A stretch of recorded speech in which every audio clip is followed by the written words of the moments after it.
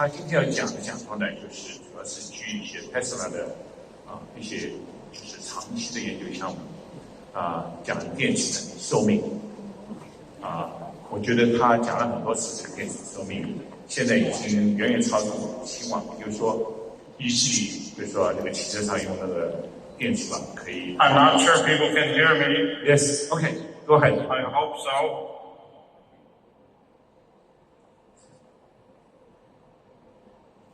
So I'll begin my presentation.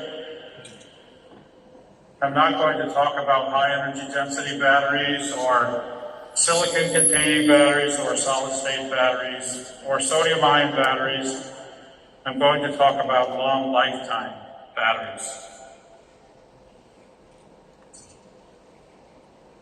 So the following people contributed to this talk: at Dalhousie University, Connor Aiken, Tina Taskovic, Kenneth Toole, and Jesse Harlow. Many of you will know that I'm obsessed with developing lithium-ion batteries with exceptional lifetime, and the same needs to happen with sodium-ion batteries. I want to explain why we're so obsessed and then explain what we're doing. This is a slide that was presented at the Tesla Investor Day on March 1, 2023. And Tesla argues that for a sustainable energy economy, we need to deploy 240 terawatt hours of rechargeable batteries for storing energy from wind and solar. My own estimate is 400 terawatt hours. This is a huge number of batteries to be continually in operation. And in steady state, if you have 400 terawatt hours of batteries, and if they only last 10 years, you'll need to make 40 terawatt hours every year. But if they last 50 years, you only need to make 8 terawatt hours every year. So this is showing you the importance of long lifetime. All the experiments that I'll speak about in this talk are based on small pouch cells that come from LiFun technology. They come to us without electrolyte, and we fill them with electrolyte in our lab in Canada. The electrolyte choice plays a strong role in lifetime. One of the things I'll talk about today is the voltage polarization of a cell, which is a good measure of the DC cell resistance. The voltage polarization is the gap between charge and discharge in a constant current cycle. And normally as cells age, this voltage polarization gets bigger as the internal resistance of the cell gets larger. Traditional NMC lithium-ion cells can have a very good lifetime. This particular paper that we published in 2019 describes single crystal NMC graphite cells with appropriate electrolyte additives. And we argued in these papers that they could power an electric vehicle for more than 1 million miles. The media have called this battery the million-mile battery. Some of the cells in this paper, we continued to test them after 2019. And in 2021, this shows where some of the cells were. So again, these are single crystal NMC 532 cells. Here the testing's at room temperature. The cycling is nominal at 1C, 1C, and then every 100 cycles we do a rate map. So here you can see when the cells are charged to 4.1 volts, there's virtually no degradation at 1C for 10,000 cycles. And even the 3C rate capability is well maintained over these 10,000 cycles. When you charge to 4.2 volts, again, there's a little bit more degradation, but still very, very good.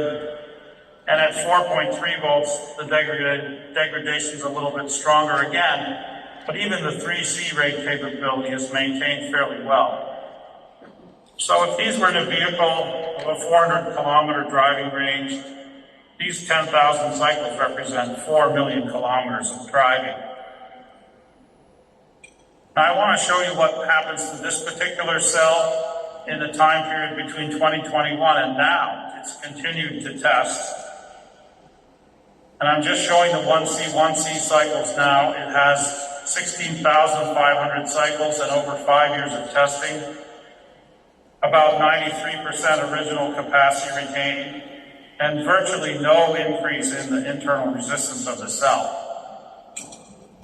So this is quite good lifetime. If you were doing 1 cycle per day for a solar energy storage cycle, and if the cells were maintained at 20 degrees C, this would represent about 40 years. Now these small pouch cells have a gas bag, and if we take a look in the direction of this arrow at the gas bag, after 5 years of testing and 16,000 cycles, we can see accumulation of gas if there is any. When you look at the gas bag, you can see it from the end here. It's a little bit curved, but there's absolutely no gas after 5 years and 16,000 cycles of testing. And of course, gas originates from reactions between the charged electromaterials and the electrolyte. So this indicates very few unwanted reactions taking place. So you can see that testing at room temperature takes far too long for good cells. So what we are doing these days is increasing the temperature to try to make things degrade faster and then improve the high temperature cycle life to develop longer lifetime cells. So here is the same cell chemistry, single crystal 532 with artificial graphite. Now testing at 55 degrees C at C over 3, and cells are being tested to different upper cutoff voltages. You can see degradation now that was not apparent at room temperature. The 4.1 volt cell has lost about 20% of its capacity over these 4,000 cycles at 55 degrees C. The 4.4 volt cell you can see is starting to degrade relatively rapidly after 2,000 cycles. And this is partly because of a very large internal impedance growth. The internal impedance growth is also evident for the lower voltage cells, but not nearly as bad as 4.4 volts. So the degradation accelerates with upper cutoff voltage, and this is because of the reactions that take place between the positive electrode and the electrolyte. And these can be observed if you measure the charge endpoint capacity slippage rate of the cell. Now, many of you may not know what the charge endpoint capacity slippage is, but it's measured with ultra-high precision charger systems, and it indicates the electrolyte oxidation between the electrolyte and the charged electromaterials. It's basically proportional to the electrolyte degradation rate. So as you lower the upper cutoff voltage, you eliminate this electrolyte degradation at the positive electrode. And in fact, if you use a cell that's balanced to operate at 3.8 volts, a nickel 83 cell operating at 3.8 volts, you can see this electrolyte degradation rate is almost zero. And in fact, what happens is that you've virtually eliminated all degradation paths except for SEI growth at the negative electrode. And if you can control that, you can make a very long lifetime cell.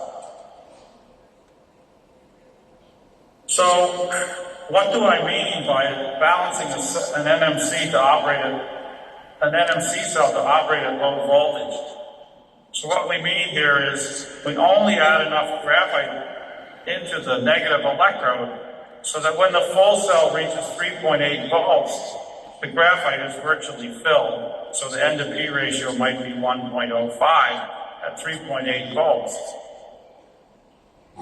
And what are the energy density penalties if you do this? So I show stack energy density calculations. So for LFP, it's about 650 watt hours per liter. And then for these NMC 532811 or nickel 92 cells, you can see even for cells balanced for 3.8 volts, their energy density is greater than LFP cells. And of course, you balance the cells for higher voltage, the energy densities are much larger.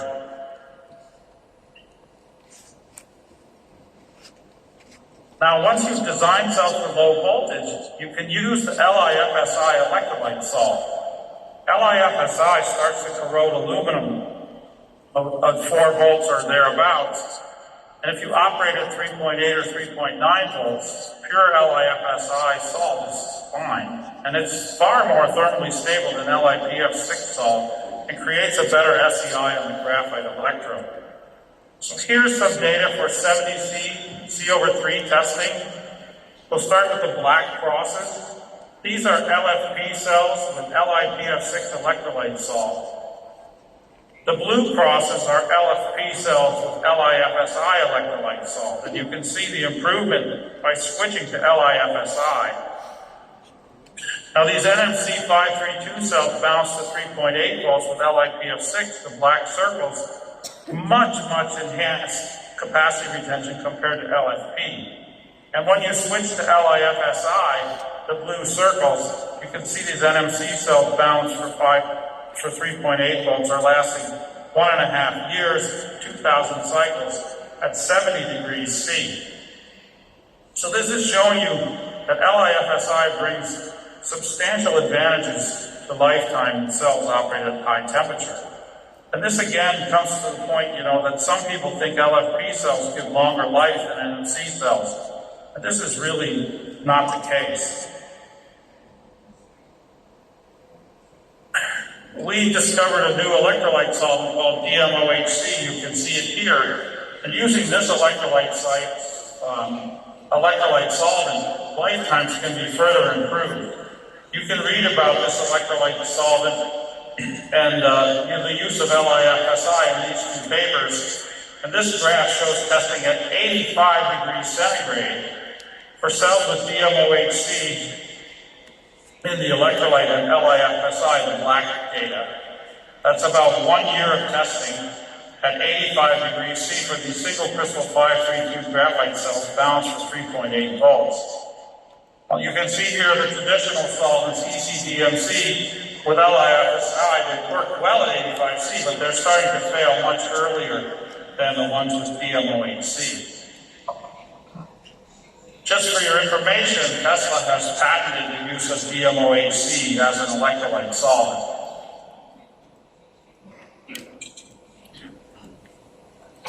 So I've been talking about NMC 532, but we can improve the energy density by moving to more nickel-rich materials. So here you can see that if we move from 532 to 811 to nickel 92, we increase the energy density. So now I want to show you some results for cells that have nickel 83 positive electrode material, a good artificial graphite, LiFSI electrolyte salt, and the appropriate additives. And these cells are using DMOHC or DMOHC blends.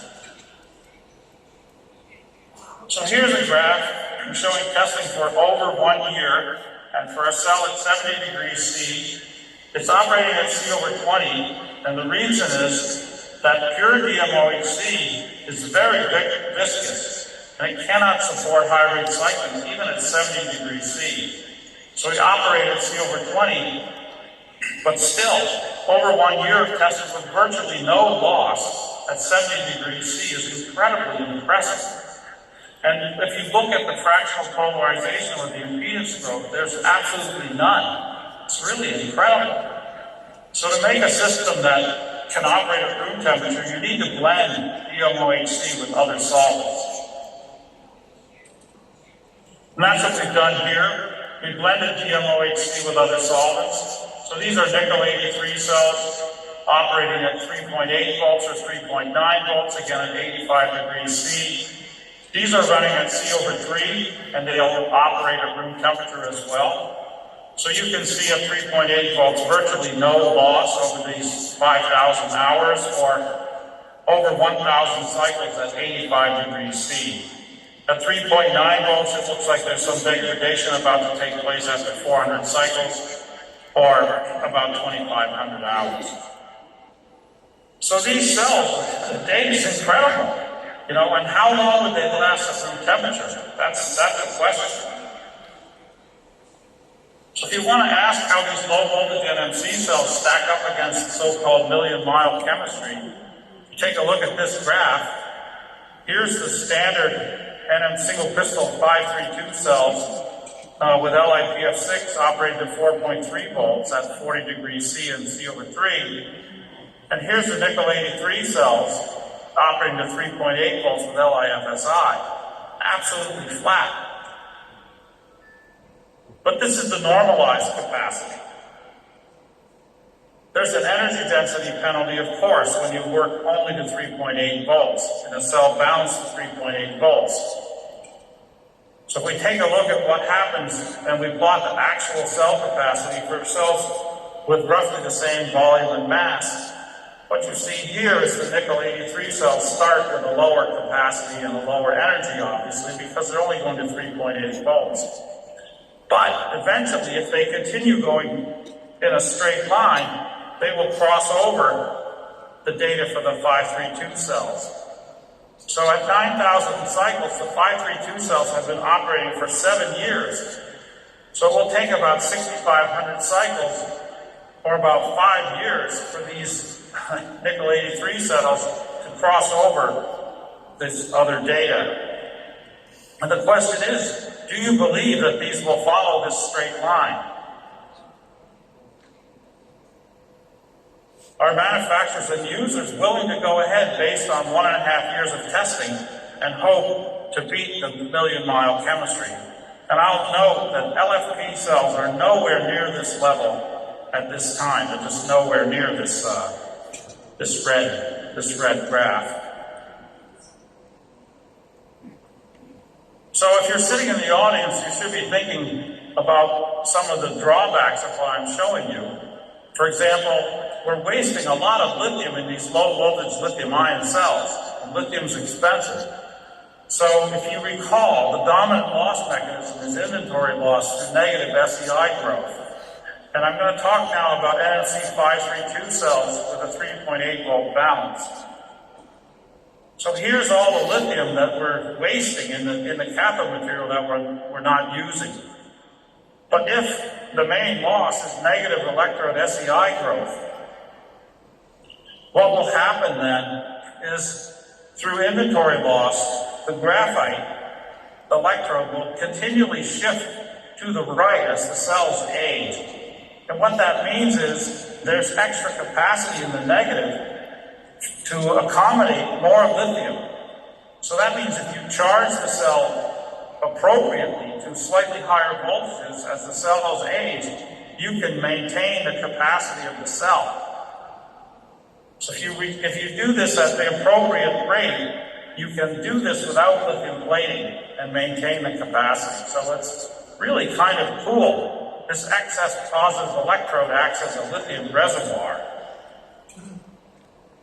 So here's an example of what I mean. What we did was took an NMC 532 artificial graphite cell balanced at 3.8 volts. It's running at 70 degrees C at C over 3. So with LiPF6 electrolyte, we let the cell capacity degrade to 80% in constant voltage limit charging, so typical charging. And then we switched the mode of cycling to constant capacity cycling at 105 milliamp hours. Of course, at constant capacity cycling, capacity is constant, but what you need to monitor is the upper cutoff voltage. And over this about an extra year of testing at 70 degrees C, the upper cutoff only went from 3.8 to just under 3.9. So the lifetime of the cell is virtually doubled by switching from constant voltage to constant capacity because of this extra lithium reservoir. And we're about to do the same thing with the cell that has LiFSI. Once it gets to 80%, we'll switch it also to constant capacity cycling.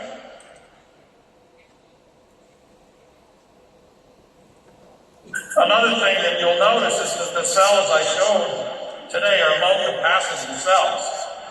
So you need more charge and discharge cycles to store and deliver the same energy as a typical lithium-ion cell.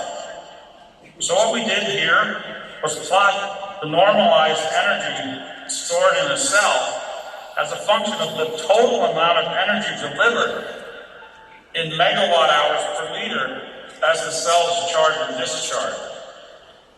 So what you can see here is a typical NMC 532 cell operating to 4.2 volts with LiPF6.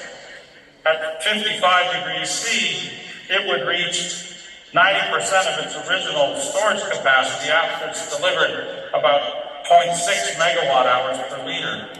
Whereas one of these low voltage 3.8 volt cells with LiFSI would give you twice the cumulative stored energy before it reaches 90%.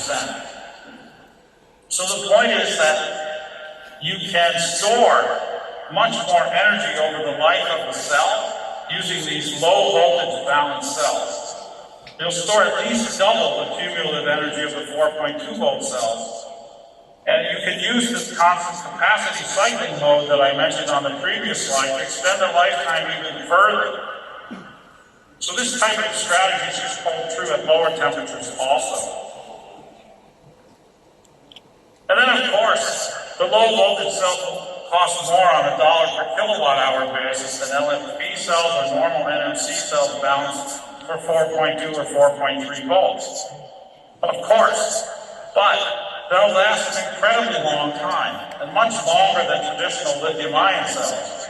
And when you think about it, for many applications, it's the cost of energy stored over lifetime that matters. For example, for grid storage. So, if a lithium-ion battery can last 1 year during testing at 85 C, how long can it last at room temperature? Well, we don't know. And we're trying to do experiments to gain confidence in the extrapolation from these high temperature testing at 70 degrees and 85 degrees C to make some realistic estimates for the lifetime at room temperature and ambient temperature. But we believe it will be on the order of 50 years. So I'll just make some concluding remarks here. These low voltage NMC cells with LiFSI electrolyte salts can provide incredible lifetime at 70 and 85 degrees C. Their lifetime at room temperature will be on the order of 50 years, I think. The cells have a lithium reservoir that can be used to extend lifetime a further factor of at least 2. You know, if you're in a business where long lifetime matters and where you own the battery asset, you should be demanding batteries like these. And these can also be made with cobalt-free materials like NMC 640. We have a lot of testing going on that material at this time. So examples where long lifetime matters, of course, are grid energy storage, pack swapping, batteries can be used in hot climates that can have these long lifetimes at high temperatures, EVs with vehicle to grid capability, and at the end to still have second life of the battery pack. There aren't really, to my knowledge, any lithium-ion battery makers that are making batteries like this, even though they make a lot of sense. So I hope to see lithium-ion batteries like this made and deployed soon. Thank you very much. I don't know if I'll be able to hear any questions that might exist or not. Thank you. 谢谢 Jeff 教授的给我们的讲话。我呢这里就想办法用我的那个 selfie 来交流，因为我们讲的电力，所以呢，现在我想我们可能可以问4、5个问题。现在就是大家有什么问题，先用中文讲、用英文讲都可以。我再跟他打电话。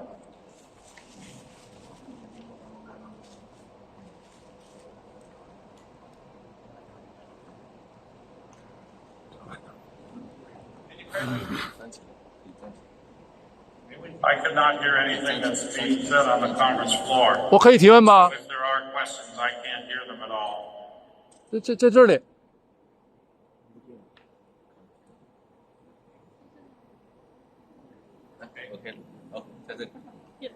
好，你好，杰夫丹教授我是中国的一个自媒体叫财神道我有个问题想问杰夫丹教授现在这种长寿命的这种电池非常让人欣喜那么有没有现在有合作的公司和您合作一起开发这种电池呢我想这个问题呢，就是我可以代表他回答吗？他呢是在 Tesla 当首席就是科学家，那么也就是说，他跟 Tesla 在一起在工作很多事情。我不知道这个电话为什么打不通啊？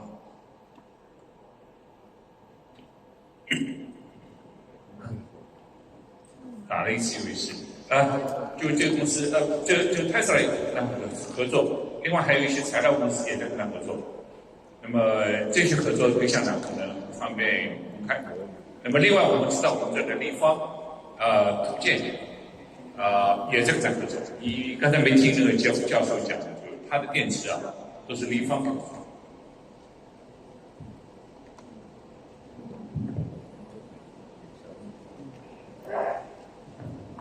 Okay, Jeff, nice to listen to your talks. I'm Yong. Actually, I just think about because your result is mostly based on the small punch cells. Do you expect that it's a shorter cycle life of using when you are using the larger punch of the cells? Because I realized that I saw the capacity of your punch cell is around several ampere hour or something like that, right?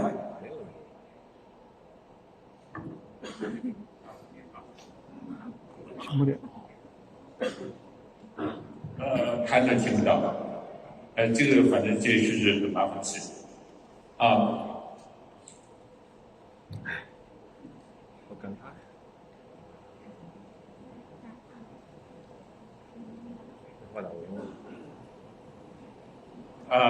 这个问题呢，我觉得可以这样回答，就是做那些圆柱形的电池和一些软包的电池，大一点的都可以，差不多对，就是因为现在没有那么长的循环时间嘛，还在继续进行过这种大电池。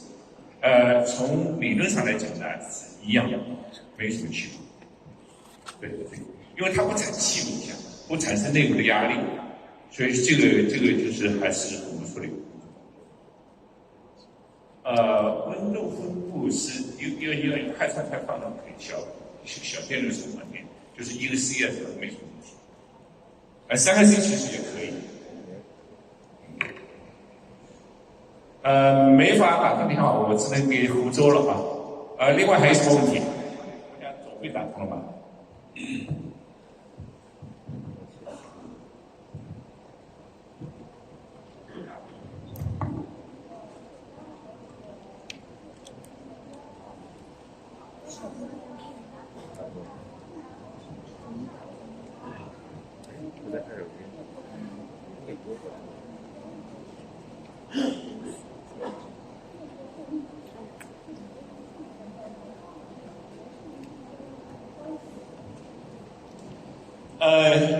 这个事情呢，其实Jeff, I try to answer your question. Okay, I cannot call you. Anyway, 这个正极和电位的呢，负极电位呢，它是一个相对，就像你说的，电池的电压呢是差。那么这个质差呢，在循环的过程由于 S 价的不断形成，它这个 S 价形成的原理呢，主要是阴极上的氧化的产物。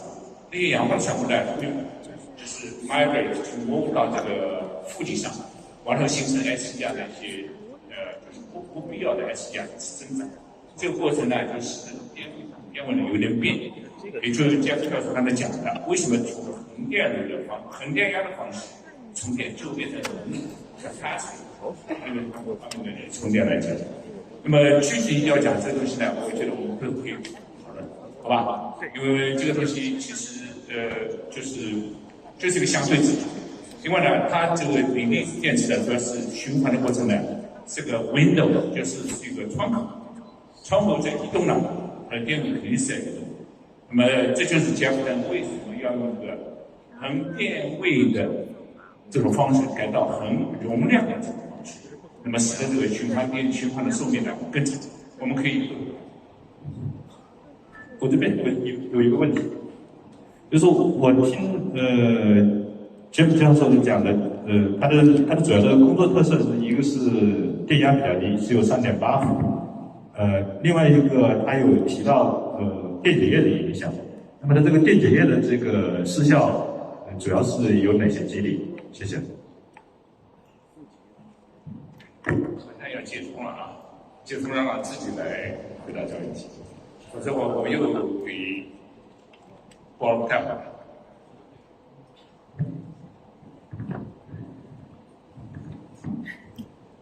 喂。等会，他还是打，我搞不清楚。真没办法。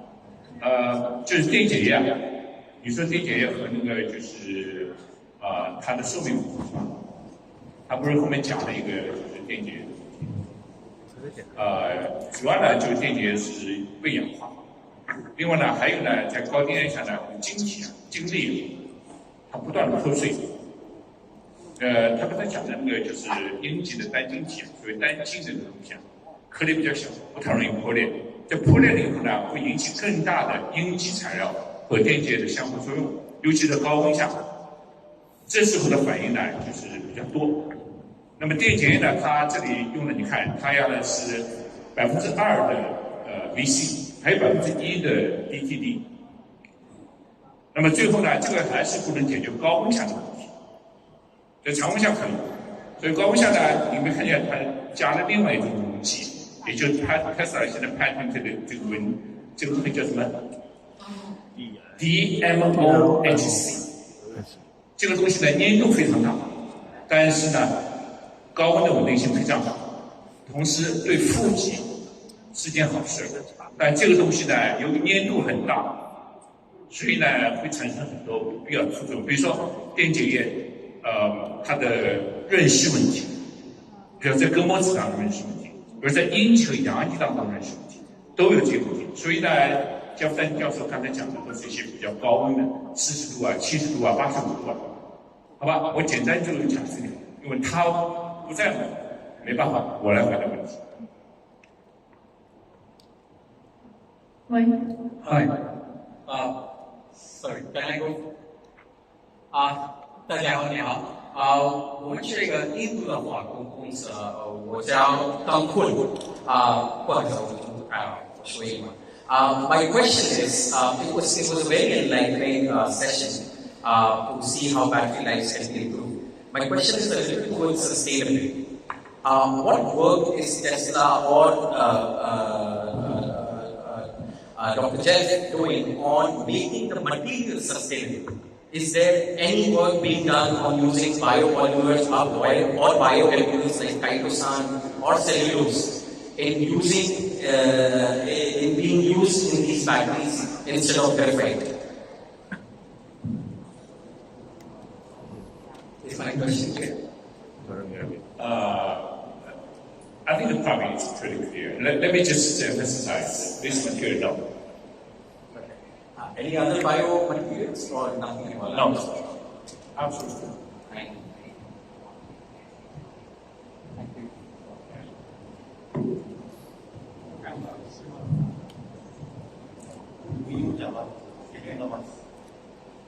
So this is a very excellent presentation, and based on this, I'm pretty sure if you can imagine the battery can work for 50 years, why we need other type of battery?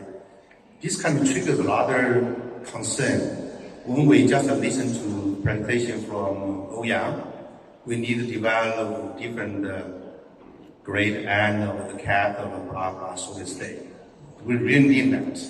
If this battery is so good, so just a high level for the big industry trend, if this battery is so good, do we still need to put big effort to develop different various materials?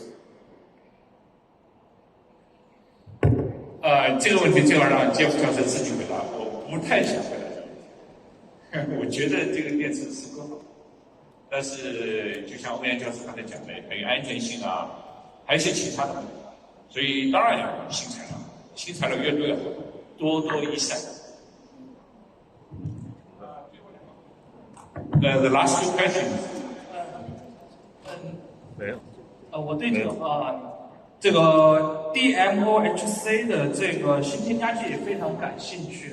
然后我感觉，好，可以问吗？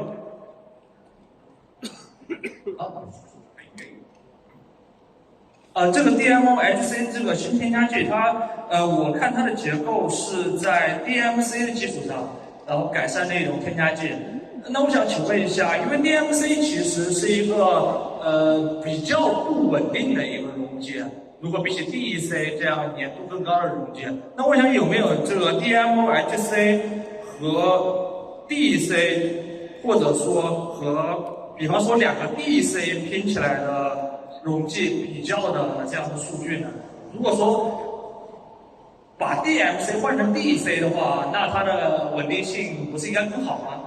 请问教授有做过这样的研究吗？你就不承认了，对不起啊，我只能就这样，就是根据我自己的了解啊，就是特斯拉这方面做了很广泛的研究，有一大堆的研究结果，数据也很多，但是有些东西呢是你在专利当中找到的，有些东西呢可能你现在还找不到。我想有Jeff的样子这个来回答你这个问题呢更好，好吧？今天就给你忽悠一下，这个是添加剂，很好用，就是粘度高，这是最大的问题。谢谢。我的问题是就直接问这个张博士了。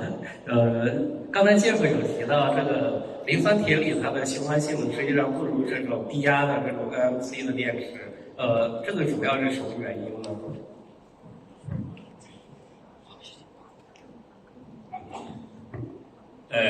这里面呢就是有很多很复杂的事情。就问我这个问题的话，我就按我自己的观点来回答，因为我实在打不通那电话，没办法，我来说好。就磷酸铁锂呢，就是你说循环失效的时候有很多问题，比如说磷酸铁锂一般就是讲你的制造工艺过程，含铁的量，这些东西都是寿命短的一个原因。那么这里你没注意到，他讲就是说讲这个用低电压，但是用 NMC 做532啊，做811啊，这个东西做的时候，它的平衡啊，阴极和阳极的平衡，它重新平衡。这个重新平衡的时候，能够把它最优化。所以你就可以看到3.8伏就532的时候，它实际的利用能量，能够充放电的能量，已经可以至少可以和这个磷铁磷酸盐比。其实到3.8伏，这个三元系非常稳定的东西，就是理论上来讲，这种体系要远远超过磷铁磷酸盐。可是呢，就是说，它一旦就电压升高，比如说你说真正汽车使用的时候，大家可能告诉我，谁真正用4.3伏，你的手机里面可以用4.3伏，汽车里面不会去用4.3伏。对于你平衡的时候，把汽车平衡到4.1伏就够了。所以呢，应该严格的来讲，就是这种体系呢是可以用的非常好的三元系。我自己认为锂铁盐有很多好处，便宜，对不对？但是呢，三元系前途还是非常好。好的，我想呢，就是问题我们就到这儿。很遗憾，就是Jeff教授。